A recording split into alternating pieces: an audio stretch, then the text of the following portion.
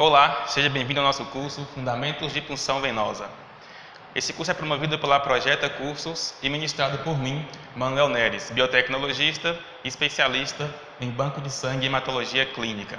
Bem, este curso será desenvolvido em duas etapas. A primeira etapa será a etapa teórica e falaremos sobre os principais aspectos da punção venosa.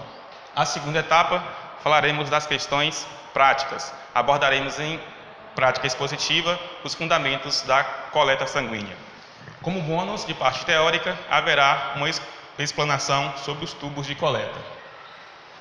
Bem, como objetivo, esse minicurso terá como principais objetivos entender a importância das etapas pré-analíticas da punção venosa, conhecer os princípios de biossegurança durante a coleta sanguínea, identificar tubos de coleta e suas principais aplicações, bem como conhecer os principais passos e cuidados necessários para uma coleta de sangue segura. Bem, falando de coleta de sangue, é muito importante que entendamos que o conceito de qualidade ele está presente na nossa sociedade moderna. Todos os processos são necessários à garantia da qualidade. No processo de coleta sanguínea não é diferente. A coleta sanguínea ele é um passo importantíssimo para a realização de exames laboratoriais que necessitem de sangue, soro ou plasma. E nesse caso é importante que ocorra a padronização. A padronização será a escada que leva à qualidade. Assim, todo exame laboratorial depende de fases bem definidas. A etapa pré-analítica, a fase analítica e a fase pós-analítica. Muito se fala da etapa da fase analítica, porque essa é a fase em que os bioquímicos realizam os exames laboratoriais. No entanto, a qualidade deve ser contida em todas as etapas, e a etapa pré-analítica é uma etapa fundamental para assegurar a qualidade final do processo. E é aqui na etapa pré-analítica que se inserem os conceitos de coleta sanguínea. Bem, mas o que abrange a etapa pré-analítica? A etapa pré-analítica, ela abrange desde a recepção até o armazenamento e transporte da amostra. Nesse contexto, quando se fala em exames laboratoriais que se pretende utilizar componentes sanguíneos, se processa a coleta por meio principalmente da punção venosa. A punção venosa, ela tem algumas denominações que também podem ser usadas: venopunção, coleta de sangue ou flebotomia.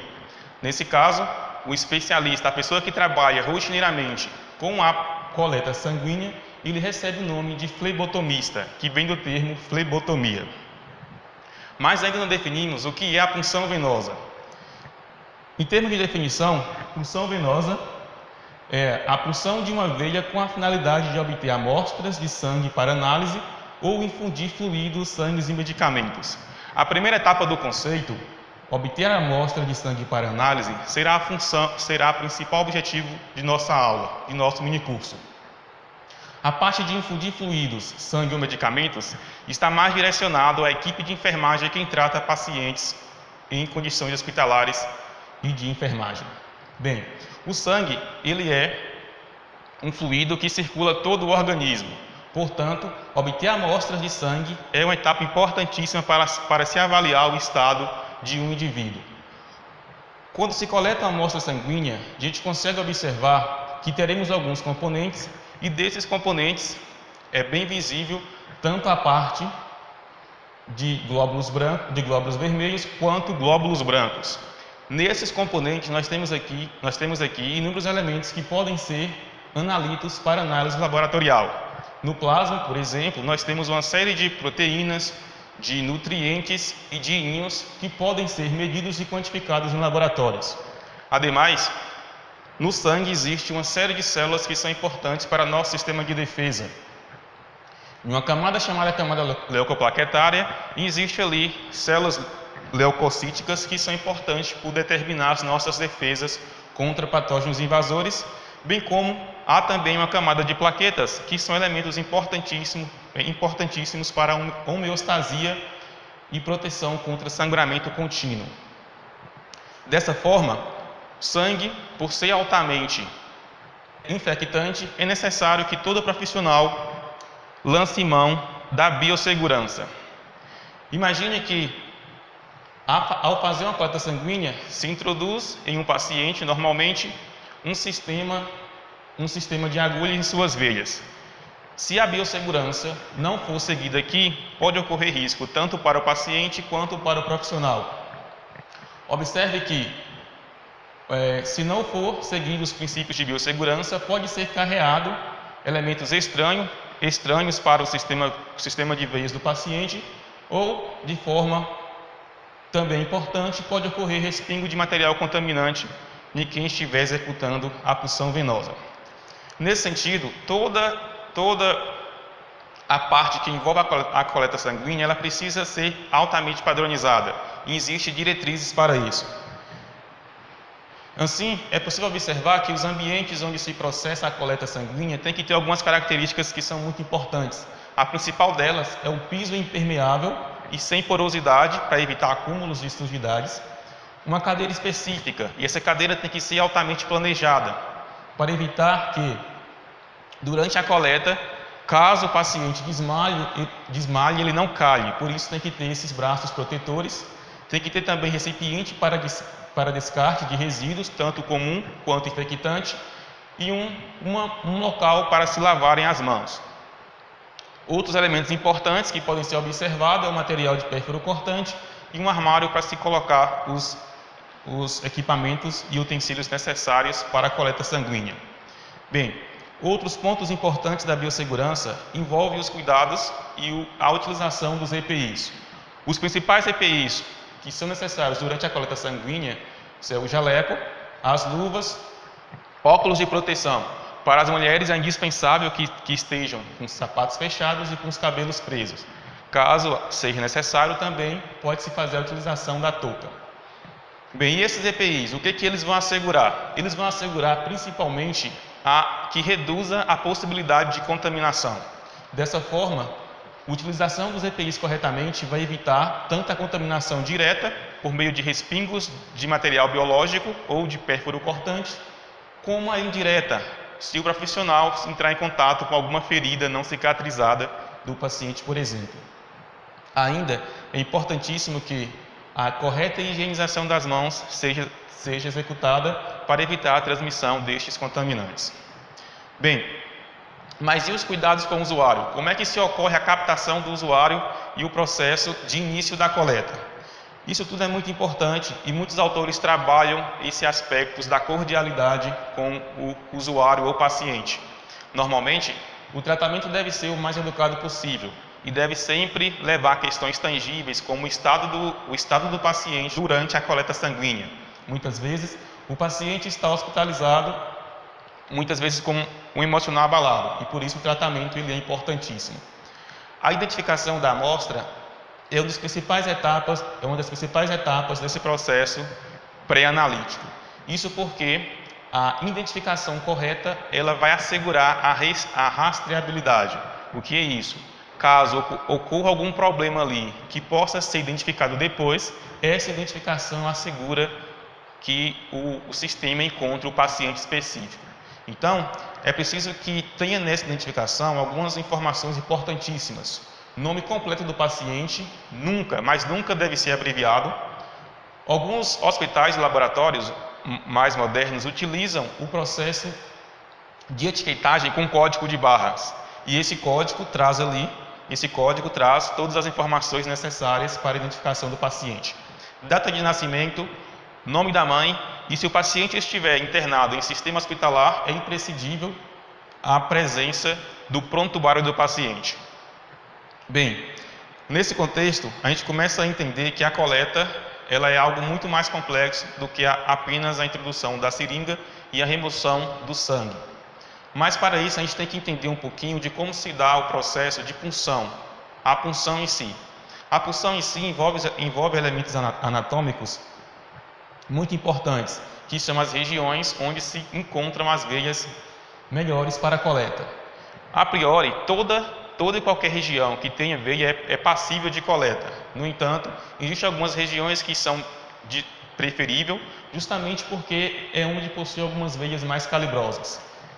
Na região do braço existe essa região chamada de fossa cubital, e essa região possui um sistema de veia que são muito utilizadas, porque elas possuem veias calibrosas e essas veias vão se ramificarem. A priori a gente tem a veia cefálica e a veia basílica e elas se dividem e elas se convergem e formam o que a gente chama de veia cubital mediana. Essa veia cubital mediana ela é uma das preferíveis, justamente porque na maioria das pessoas ela é calibrosa e fica fácil palpá-la e sentir durante a coleta sanguínea. Então, normalmente é nessa veia intermediária que se promovem as coletas. Nada impede, no entanto, que as outras veias, as laterais, sejam também escolhidas.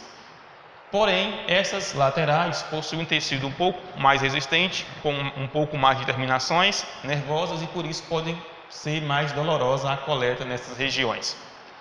Mas o que acontece se não forem encontradas veias nessas regiões?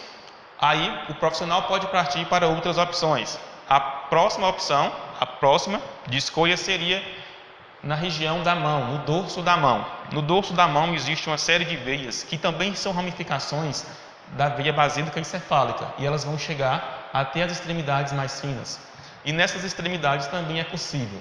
Aqui tem um adendo que é preferível que seja escolhido agulhas de calibre menor, justamente porque essas veias que se ramificam chegam aqui um pouco mais finas, menos calibrosas, e aí uma agulha menor facilita a coleta. Quais outras regiões podem ser escolhidas? Em pacientes internados, pacientes hospitalizados, pacientes idosos, cardíacos ou que fazem tratamento contra o câncer, o sistema de veia se torna muito debilitado e nesses pacientes também podem se optar pela região dos pés. Nessa região algumas veias também podem ser usadas. Bem, como escolher o sistema de coleta sanguínea? De forma geral, os dois principais sistemas de coleta sanguínea são a coleta com seringa e agulha e a coleta com vácuo. A coleta com vácuo ela é considerada o padrão ouro. Por quê? Porque ela traz algumas vantagens. Entre elas, a gente tem a garantia da higiene, isso porque a coleta a vácuo ela sai do sistema venoso diretamente para o tubo e esse tubo será direcionado diretamente para o laboratório. Diferente da punção com agulha e seringa, onde primeiro se coleta com a seringa e a partir de então da seringa para o tubo. Nessa passagem pode ocorrer a contaminação por ambientes do meio. O sistema a vácuo é menos doloroso, provoca menos dor. Uma única punção para várias amostras, porque nesse sistema você pode apenas mudar o tubo. Você quer coletar vários tubos, coletou de um, remove, injeta o outro no sistema de vácuo, coleta, remove. Dessa forma você não fura o paciente várias vezes. Tem menos riscos de hematoma. E tem algo que é muito importante, é que a quantidade de sangue ela vai ser adequada para o tubo. Por que isso é importante? Porque cada tubo de coleta possui um volume específico e esse volume específico é determinado pelo vácuo que esse tubo possui. Então, no sistema de vácuo, quando você introduz o tubo vai encher até a quantidade limite, até a quantidade para a qual ele foi fabricado. Diferente de quando você utiliza o sistema de seringas, onde você coleta e põe a seringa, dispensa o volume no tubo e dessa forma você não tem a precisão do volume. E além também, como a gente já comentou, vai reduzir os riscos de contaminação da amostra. Bem, então a gente falou um pouco sobre os principais elementos da coleta, a gente vai falar agora sobre cada um específico, cada tipo de coleta. O que é preciso para cada tipo de coleta e como isso pode ser otimizado em laboratório. Bem, esses são os materiais gerais para a coleta sanguínea. A gente tem aqui todos eles enumerados e vamos falar um pouco sobre eles. Aqui em uma a gente tem a gaze ou algodão, que é utilizado para realizar a antiasepsia do local. Em 2 nós temos uma almotolia, essa almotolia para carregar álcool 70, que também é importante para a antiasepsia. A gente tem um sistema de adesivos para interromper a saída de sangue após a coleta. Nós temos alguns marcadores para identificar a amostra, identificar algum tipo de material. Em 5, nós temos uma galeria e os tubos. Os tubos podem ser diversos. Na parte extra dessa aula, nós vamos falar um pouquinho sobre os tubos.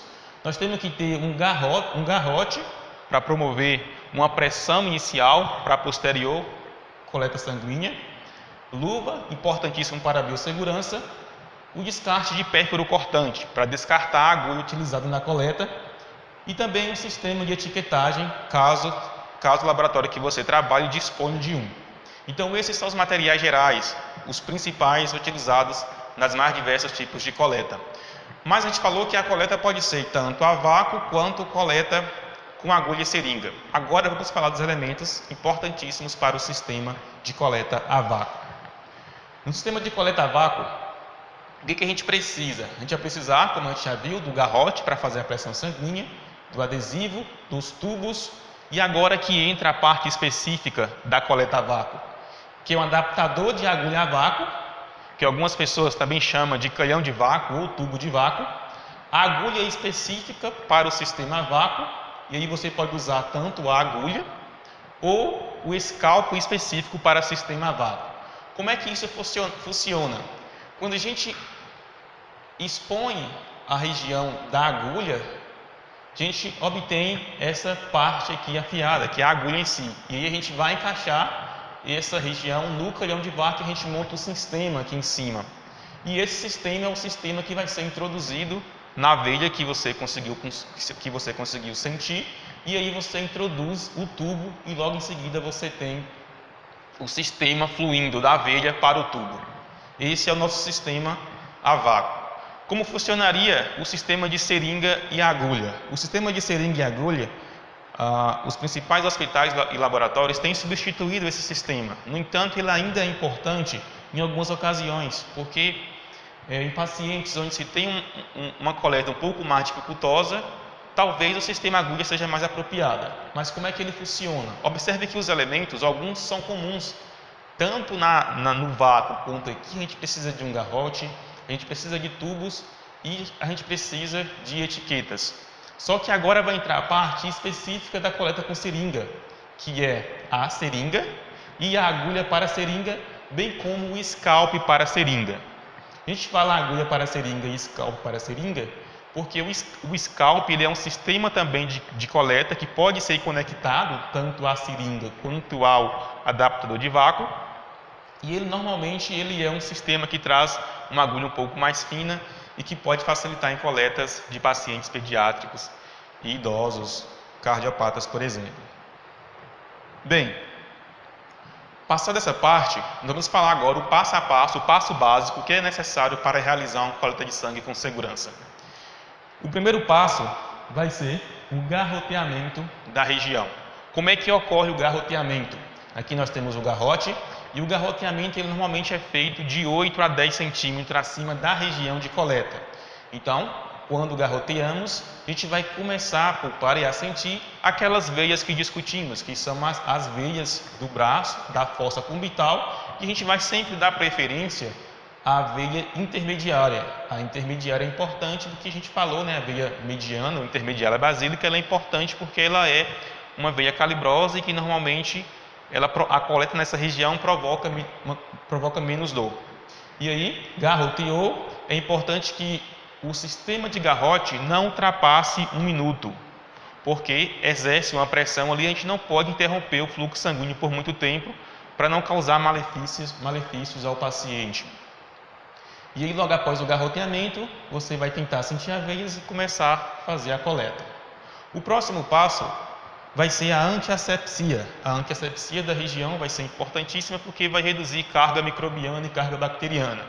Pontos muito importantes aqui é observar que a antiasepsia ela é feita com álcool 70 embebido em gás ou algodão e ela é feita normalmente em movimento circular. Vamos ver essa técnica na parte prática desse minicurso. Feita a antiasepsia, importantíssimo esperar que o álcool 70 seque. Por que tem que esperar que o álcool seca no local?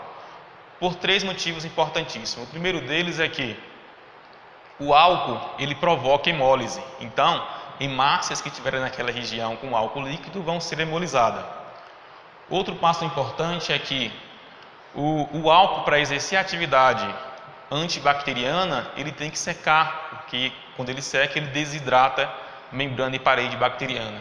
E o terceiro e não menos importante é que o álcool provoca dor quando entra em contato com a mucosa do paciente, com a região de tecido exposta do paciente. Então, por esses 3 pontos, é importantíssimo que se faça a antiasepsia e espere o álcool secar da região para a posterior coleta. O passo seguinte, gente, quando se faz a coleta a vácuo, é montar o sistema de vácuo. Como é que eu monto o sistema de vácuo? Eu vou pegar a agulha de vácuo, vou remover a capa protetora e vou introduzir no adaptador de vácuo. E aí, o passo seguinte é a punção propriamente dita. A partir de então, eu introduzo a agulha conectada ao calhão de vácuo, ao sistema de vácuo, e introduzo o tubo. E como a gente falou, o sangue vai fluir da veia para o tubo. O próximo passo vai ser, caso você precise coletar mais de um tubo, vai ser a troca do tubo.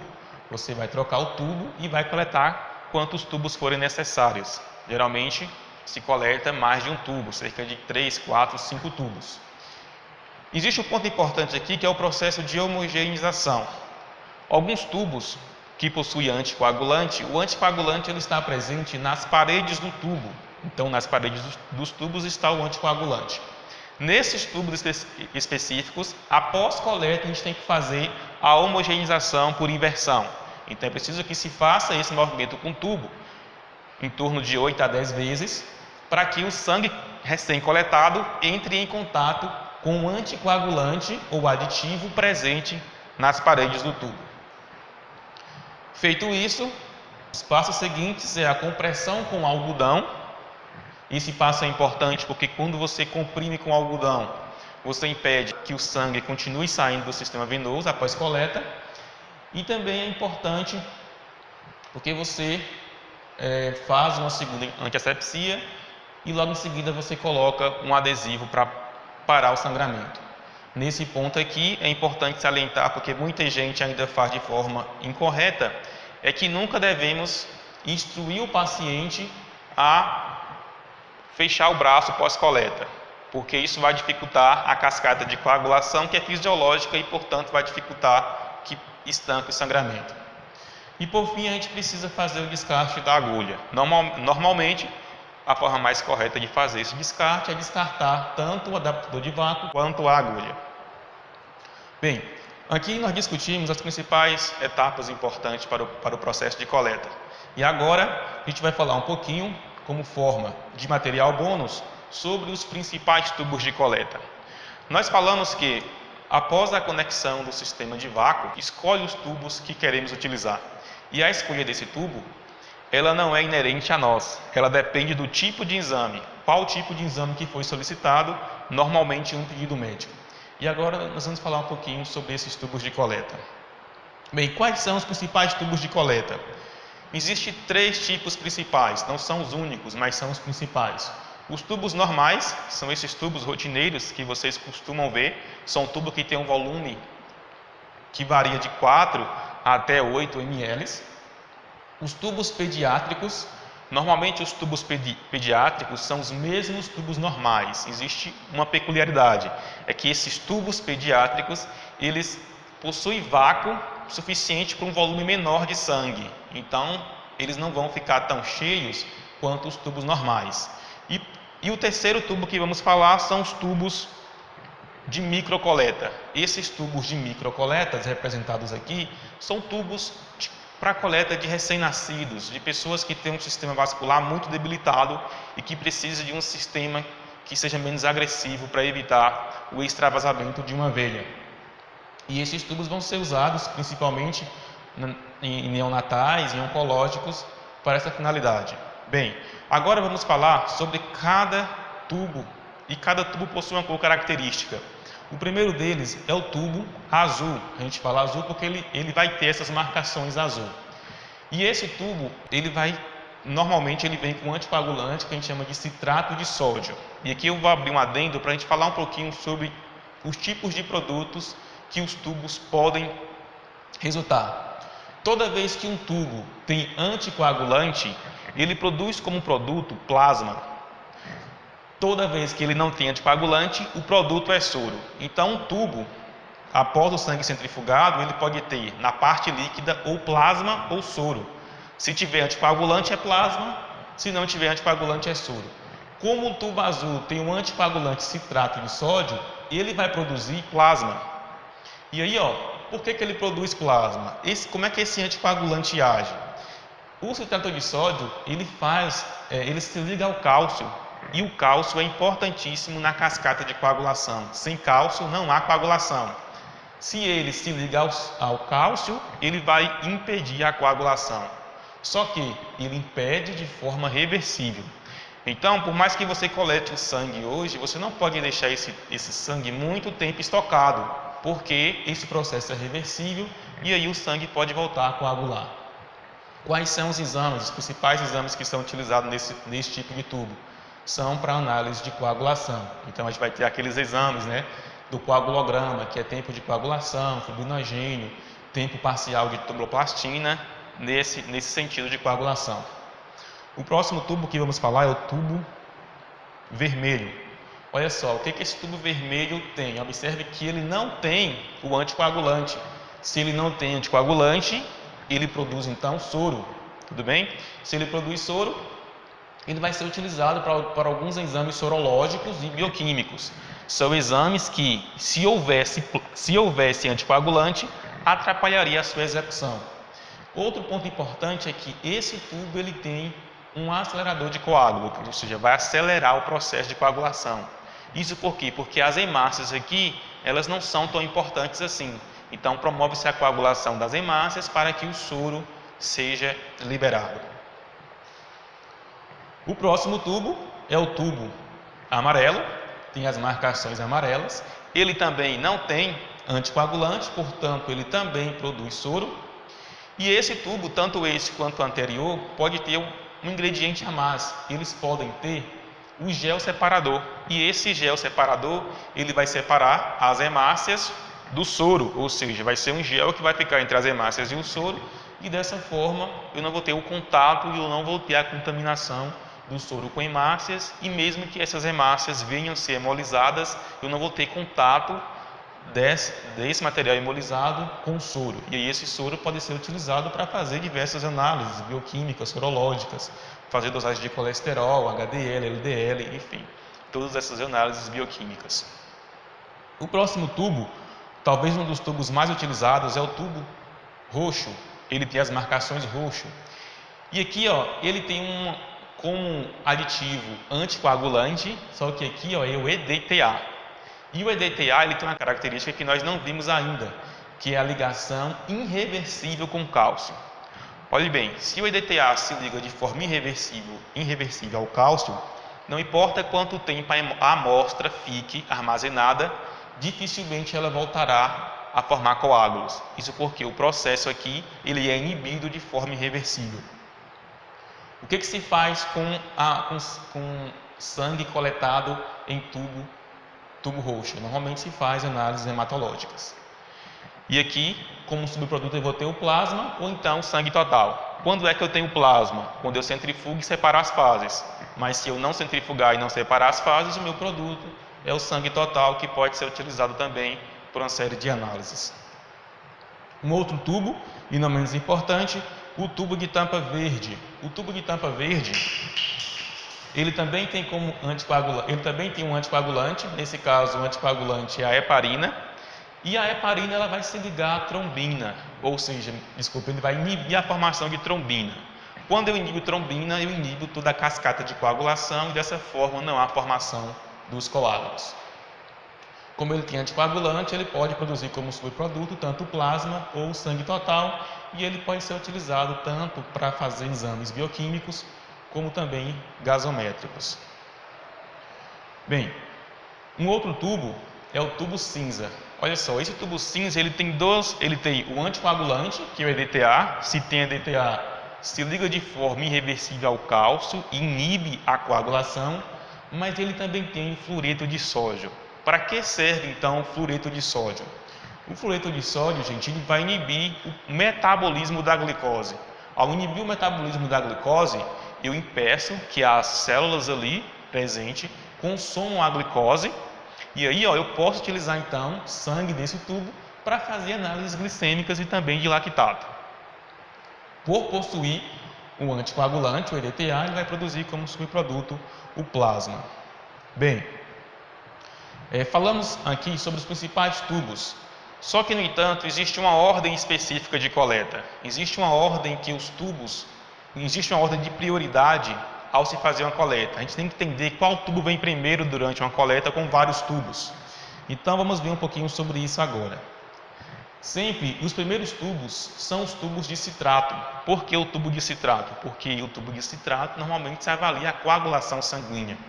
Logo que o sangue sai do nosso sistema de veias, ele começa a coagular. Então, se eu já uso o tubo de citrato, eu impeço que uma coleta posterior venha com sangue já coagulado e interfira nas análises laboratoriais. Os próximos tubos são sempre os tubos sorológicos e, por fim, os tubos com anticoagulante. Essa é a ordem a ser seguida durante a coleta de vários tubos. Antigamente se utilizava muito os tubos de vidro para promover a coagulação, porque o sangue em contato com o vidro, ele coleta espontaneamente. No entanto, para evitar acidentes laboratoriais, atualmente a grande maioria dos tubos eles são tubos de plásticos e muitas vezes com ativador de coágulo. Bem, essa foi a primeira parte, a parte 1 e a parte extra do nosso curso. E agora vamos para a segunda parte, que é a parte prática, onde faremos uma prática demonstrativa de como se proceder uma coleta a vácuo.